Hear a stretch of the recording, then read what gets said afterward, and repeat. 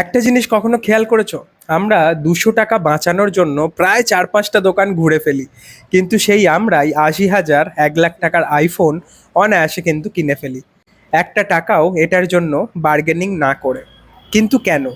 আসলে অ্যাপেল শুধু ফোন বিক্রি করে না, ওরা আমাদের ব্রেনের একটা সাইকোলজি খুব ভালো করে বোঝে।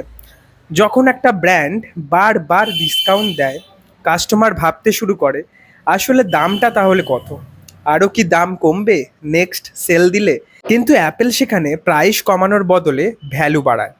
ক্যামেরা, এক্সপিরিয়েন্স, ইকোসিস্টেম, সার্ভিস, আর সবচেয়ে বড় জিনিস হলো ট্রাস্ট।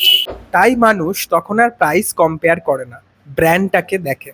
তুমি যদি বিজনেস ওনার হও, শুধু ডিসকাউন্ট দিয়ে কাস্টমার আনার চেষ্টা করো না, কারণ সস্তা জিনিস সবসময় যে কাস্টমারের পছন্দ হবে বা কাস্টমার এতে বেনিফিটেড হবে সেটা কিন্তু হয় না।